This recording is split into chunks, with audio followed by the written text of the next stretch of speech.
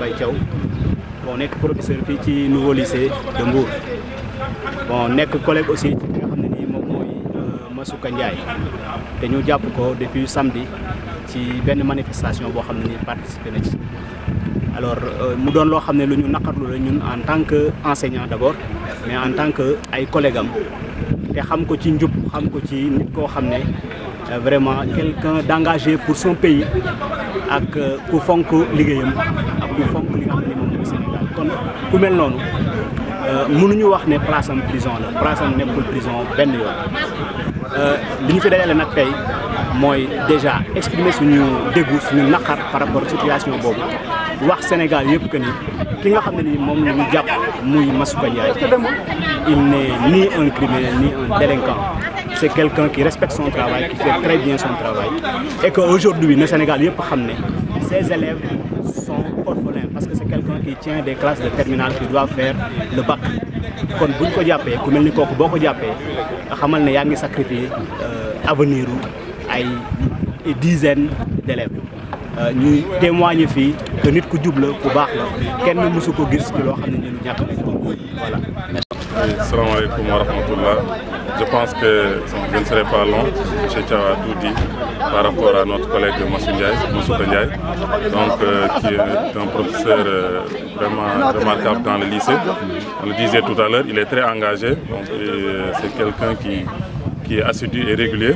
Maintenant, si on l'arrête, on handicape les élèves. Donc, il a des classes de terminale. Et donc, c'est quelqu'un qui est engagé pour son pays, comme nous tous. Donc, comme il est arrêté, donc ça ne profite pas aux élèves. Donc, on peut le laisser. Donc, le syndicaliste l'a dit, c'est quelqu'un qui, à chaque fois qu'il vient à l'école, on pouvait tout simplement le mettre en sursis et le continuer de faire ses activités. Et donc, c'est quelqu'un, comme je l'ai dit, engagé, quelqu'un qui est pieux, quelqu'un qui fait correctement son travail. C'est pas quelqu'un qui va fuir. Donc, on devrait le laisser faire correctement ses activités. Et maintenant, il était dans son droit. Donc, comme nous tous aussi, nous le faisons, nous manifestons contre une loi qui est injuste. Donc là, voilà, je dirais tout simplement que nous lançons appel aux autorités vraiment de laisser Massouka revenir dans les classes. Les élèves en classe de terminale l'attendent, qui feront bientôt l'examen de baccalauréat. Donc vraiment, c'est ça que j'avais à dire. Donc c'est notre camarade, quelqu'un, comme je l'ai dit tout à l'heure, engagé, tout, même le côté sportif qu'on fait ici, à chaque fois c'est lui qui était au devant pour que les gens viennent faire le sport au niveau de l'école. Donc c'est pas quelqu'un qui est, comment dirais-je encore, c'est quelqu'un qui est bien. C'est tout ce que j'avais à dire. Merci. Salam alaikum, je me présente, je m'appelle M. Top, professeur de lettres modernes au lycée Kalt. Bon, je voudrais juste vous dire une fois de plus, on est indigné par ce qui arrive à notre collègue Massouka. Parce que Massouka, tout le monde sait que c'est un travailleur, un homme intègre, un homme digne.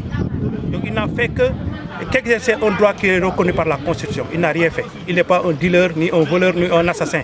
Donc sa place, ce n'est pas dans le violon, ni à la maison d'arrêt et de correction de Mbour, mais sa place, c'est là, au lycée, être à côté de ses élèves.